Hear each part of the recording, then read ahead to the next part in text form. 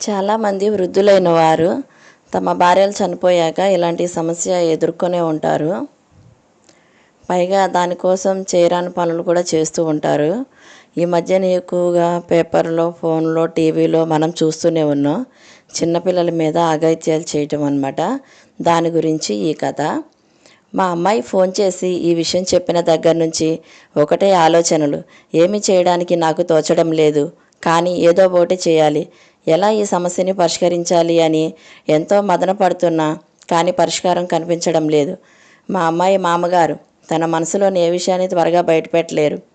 తన భార్య చనిపోయి చాలా ఏళ్ళు అవడం, ఇప్పుడు ఈ సమస్య రావడం, పైగా దీన్ని ఎవరితోనూ చెప్పుకోలేకపోవడం వల్ల తనలో తానే ఎంతో నరకం అనుభవిస్తున్నాడో చెప్పేసరికి నాకు ఇంకా ఆలస్యం చేయాలనిపించలేదు.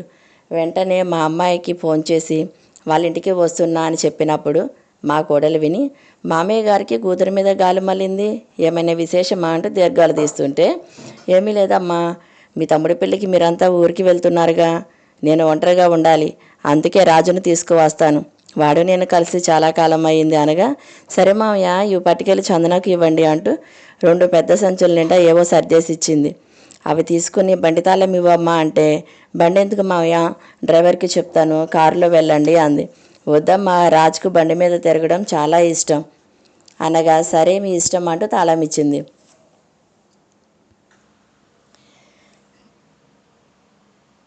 సరే అమ్మా, మీరు ఊరికి బయలుదేరండి, ఈలోపు నేను వస్తాను, విక్రమ్ వచ్చాక మీరు వెళ్ళవచ్చు అని నేను 2 హెల్మెట్లు తీసుకొని బయలుదేరాను. నేను వెళ్ళేసరికి రాజు పిల్లల్ని తీసుకురావడానికి స్కూల్కి వెళ్ళాడని చందన చెప్పింది. నాన్నగారు భోజనం చేయండి అంటూ ప్లేట్స్ తీస్తుంటే, వద్దు చందన, ఇప్పుడే తినొచ్చాను, మీ వదిన నీకు ఇవ్వమని ఏవో ఇచ్చింది తీసుకో అని నేను పట్టుకెళ్ళిన సంచులు ఇస్తే అవి తీసుకుంటూ, నాన్నగారు నేను చెప్పిన విషయం ఏం చేశారు అని అడిగింది. దాని గురించే వచ్చాను, రాజును ఒక వారం రోజులు మన ఇంటికి తీసుకువెళ్ళి వాడిని బాగు చేస్తాను, నువ్వేం దిగులు పడకు, అంతా మంచిగా జరుగుతుంది. ముందు రాజు బట్టలు మందులు ఒక వారానికి సరిపడా సర్దు, నేను వెంటనే వెళ్ళాలి అంటూ ఉండగానే, ఎప్పుడు వచ్చావు, అప్పుడే వెళ్ళాలంటున్నావు అంటూ లోపలికి వచ్చాడు రాజు. ఆ వెనుకే పిల్లలు తాతయ్య అంటూ వచ్చారు. వారిని దగ్గర తీసుకుంటూ, ఇప్పుడే వచ్చాను, ఎలా ఉన్నావురా, చాలా కాలం అయింది నేను చూసి అంటూ పలకరించగా, నాకేంరా, మంచి గంధం లాంటి చందనం నా కోడల్ని చేశావు, నాకేమీ బాధలు లేవు, చాలా సంతోషంగా ఉన్నాను. నువ్వేంటి ఇలా సడన్గా ఫోన్ కూడా చేయకుండా వచ్చావు, ఏమైనా సమస్య అన్నాడు. సమస్య కాదురా, సంతోషం, నిన్ను తీసుకెళ్ళడానికి వచ్చాను, త్వరగా బయలుదేరు వెళ్దామంటే, ఇంత సడన్గా ఏంటి, చందన పిల్లలతో ఇబ్బంది పడుతుంది, అయినా ఏంటి విశేషం అన్నాడు రాజు. ఏమీ లేదురా, మా కోడలి తమ్ముడి పెళ్ళి ఉంది, వాళ్ళ నాన్న కూతురిని అల్లుడిని వారం ముందే రమ్మని కబురు పెట్టాడు, వాళ్ళంతా ఈరోజే వెళ్తున్నారు, నువ్వు నాతో రారా, ఈ వారం రోజులు మనం సరదాగా గడుపుదాం.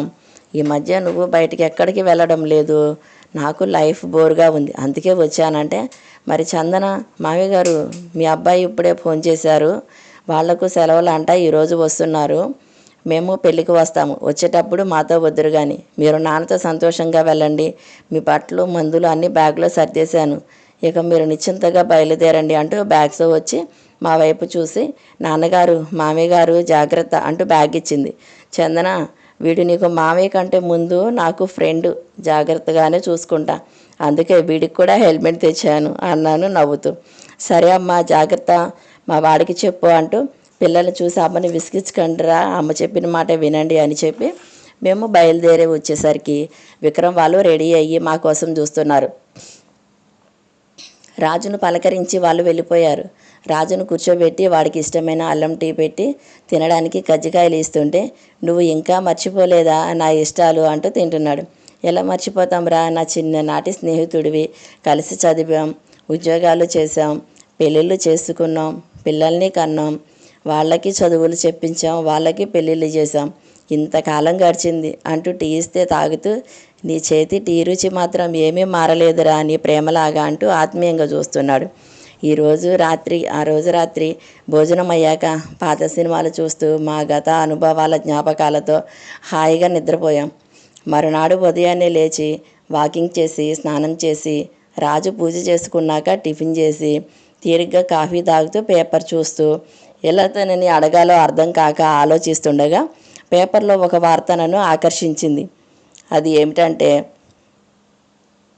80 ఏళ్ల ముసలాయన 7 ఏళ్ల పాప మీద లైంగిక దాడి చేశాడని దాని సారాంశం. నాకు మంచి అవకాశం వచ్చింది అనుకుని ఆ విషయాన్ని పైకి పెద్దగా చదివి, రాజు ఇది చూడరా, ఇది నిజంగా జరిగిందంటావా? ఈ మధ్య ఇలాంటివి ఎక్కువగా జరుగుతున్నాయి, నువ్వు గమనించావా అనగా వాడు ఆసక్తిగా వింటుండగా ఇదే మంచి సమయం అని నేనే చెప్పసాగాను. అయినా రాజు 80 ఏళ్ళు అంటే తన పని తాను చేసుకోలేని వ్యక్తి ఇలా ఎలా చేస్తాడు? బహుశా ప్రైవేట్ పార్ట్స్ ఏమన్నా తాగి ఉంటాడంటావా? అవతల వారు కోపంతో ఇతన్ని అరెస్ట్ చేయించారంటావా? రాజమొహంలో రంగుల మరణం గమనించాను. నేనే మరలా మాట్లాడుతూ, రాజు నీకు ఒక విషయం చెప్పనా? ఈ మధ్య మీ చెల్లి చనిపోయిన ఇంతకాలానికి నాలో కోరికలు బాగా ఎక్కువయ్యాయిరా. నాకేమీ చేయడానికి తోచేది కాదు. ఈ వయసులో మళ్ళీ పెళ్లి చేసుకోలేము, పోనీ ఎవరితోనూ తిరిగే అవకాశము లేదు. రాత్రిళ్ళు అస్సలు నిద్రపట్టేది కాదు. పోనీ ఎవరికైనా చెప్పడానికి చెప్పుకోదగ్గ విషయము కాదు. చాలా బాధగా ఉండేది. ఎప్పుడు అవే ఆలోచనలు. తిండి కూడా సహించేది కాదు. ఒంటరిగా ఉన్న, నలుగురిలో ఉన్న అవే ఊహలు. నాకంటే ముందే నా భార్య చనిపోయి ఎంత బాధ పెడుతుందో. ఏమీ చేయలేక, ఎవరికి చెప్పుకోలేక, ఎవరైనా ఆడవాళ్ళు కనపడితే కళ్ళు అప్పగించి చూసేవాడిని. వాళ్ళేమేంటి తాతయ్య గారు తినేసేలా చూస్తున్నారు అనేవారు. నాకు చాలా సిగ్గుగా అనిపించేది. ఒకసారి ఏమైందో తెలుసా?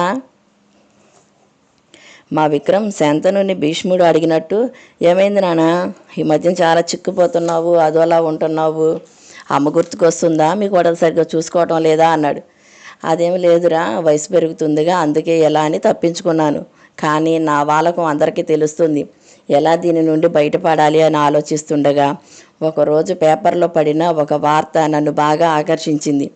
అదేంటంటే, పాకిస్తాన్లో ఎక్కువగా లైంగిక దాడికి పాల్పడే వారికి వీర్యహరణ శిక్ష అనగా కెమికల్ కాస్ట్రేషన్ అనే శిక్ష వేయాలని ఆ దేశ పార్లమెంట్లో బిల్లు ప్రవేశపెట్టారంట. అది ఆమోదం కూడా పొందిందంట. అంతేకాకుండా అక్కడ చనిపోయిన ఆడవాళ్ళ శవాల్ని కూడా వదలడం లేదంట. అందుకే వారి తల్లిదండ్రులు సమాధులకు మెసలు ఏర్పాటు చేసి వాటికి తాళాలు కూడా వేస్తున్నారంట. రాజు కల్పించుకుని, ఇందులో నిన్ను ఆకర్షించింది ఏంటి అన్నాడు. అదేరా, వీర్యహరణ శిక్ష అంటే వాడు సంసారానికి పనికి రాకుండా చేస్తారేమో, లేదా కోరికలు కలగకుండా చేస్తారో. అది వాళ్ళకు శిక్ష కావచ్చు. మనలాంటి వారికి అంటే భార్య లేక కోరికలతో బాధపడే వారికి ఇది వరం కావచ్చుగా. ఆ ఆలోచనతో నాకు తెలిసిన డాక్టర్ని కలిసి దీని గురించి అడిగినప్పుడు ఆయన నవ్వి, దీని గురించి మీరు బాధపడకండి చక్రవర్తి గారు, దీన్ని వీర్యహరణ శిక్ష అని ఎందుకంటారో తెలుసా?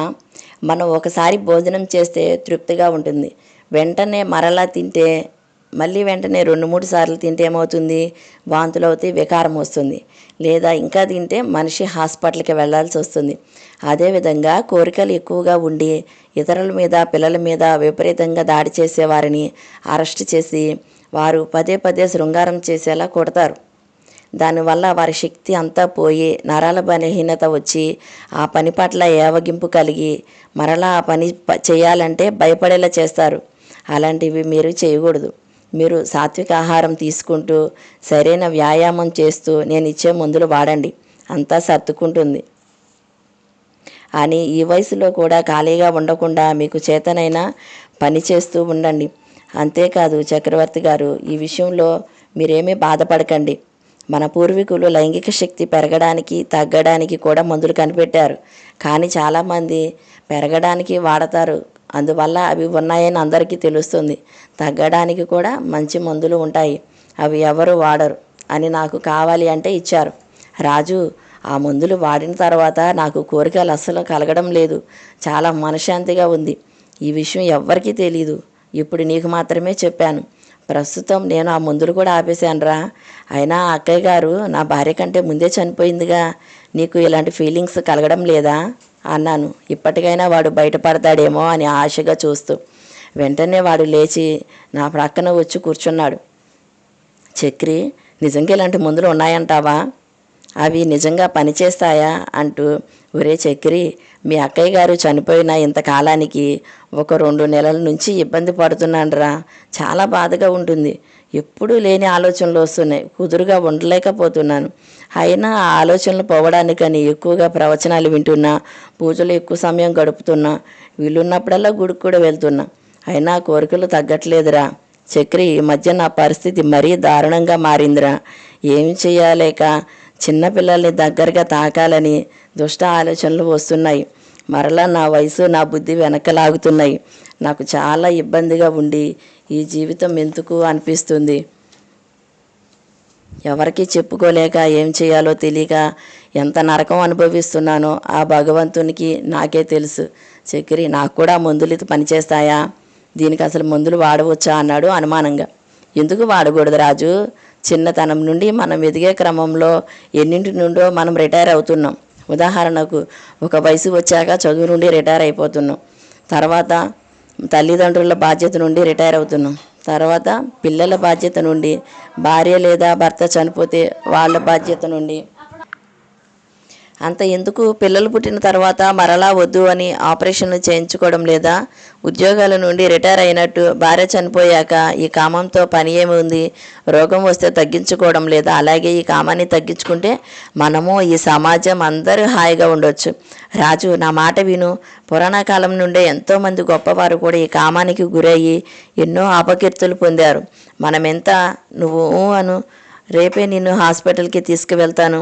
ఈ మానసిక వేద నుండి విడుదలవుతావు అనగా, చక్రి, నువ్వు నిజంగా చక్రవర్తివురా. ఎంత మంచి ఆలోచనరా నీది. ఇంతకాలం ఇలాంటివి ఉన్నాయని తెలియక సతమతమవుతున్నానురా అంటూ కళ్ళనీళ్ళు పెట్టుకున్నాడు. వాడిని దగ్గరకు తీసుకుని సముదాయిస్తుండగా, మా పని మనిషి అయ్యగారు పుట్టు నుండి చూస్తున్నా. ఏంటి ఆ మాటలో, వాటితోనే కడుపు నింపుకుంటారా ఏంటి? భోజనానికి రండి అంటూ పిలిచేసరికి అప్పుడు చూసా. మాటల్లో పడి గమనించలేదు. భోజనం వేళ అయ్యింది. ఆ తర్వాత రోజు డాక్టర్ని కలిసి మందులు తీసుకున్నాం. ఇలా వారం గడిచాక రాజు వాళ్ళ ఇంటికి వెళ్ళాడు. ఒకరోజు మా అమ్మాయి ఫోన్ చేసి ఎంతో సంతోషపడిపోయింది. ఇంత త్వరగా మామయ్యలో మంచి మార్పు వచ్చిందని. విషయం ఏంటంటే, చందన ఇంటి దగ్గర కొందరు పిల్లలకి ట్యూషన్ చెప్తుంది. ఒకరోజు ఒక పాపని వాళ్ళ మామయ్యకి మంచినీళ్ళు ఇవ్వమని చెప్తే ఆ పాప నేను ఇవ్వనని భయపడిపోతుందంట. ఎందుకు ఇంతలా భయపడుతుంది అని గమనిస్తే, ఒకరోజు రాజు ఆ పాప మీద ఏదో పడిందని ఒళ్ళంతా తడుముతున్నాడంట. అంతేగాక ఆ పాపని హగ్ చేసుకొని మళ్ళా ఏమనుకున్నాడు, నుదుటి మీద ముద్దు పెట్టి పిల్లకి చాక్లెట్లు ఇచ్చాడంట. ఇది చూసిన చందన నాకు ఫోన్ చేసింది. అందుకే రాజుని డాక్టర్కి చూపించి మందులు ఇప్పించాక ఇప్పుడు ఆయన కూడా పిల్లలతో కల్మషం లేకుండా సంతోషంగా ఉంటున్నాడంట. వాళ్ళు కూడా మునుపట్ల తాతయ్య అంటూ ఆడుకుంటున్నారు. థ్యాంక్ యూ నాన్న అంటుంది. నాకు థ్యాంక్స్ ఎందుకు చందన, నీకే నేను చెప్పాలి. చిన్నదానిమైనా తొందరపడి రాజుని అవమానించకుండా, నిలదీయకుండా సమస్య పరిష్కరించాలని చూసి ఈ వయసులో రాజు అవమాన భారంతో కుంగిపోకుండా చూశావు. రాజును జాగ్రత్తగా చూసుకో అని చెప్పి ఈ సమస్య ఇంత త్వరగా పరిష్కారమైనందుకు ఆ దేవునికి థ్యాంక్స్ చెప్పుకుంటూ హాయిగా నిద్రపోయాను.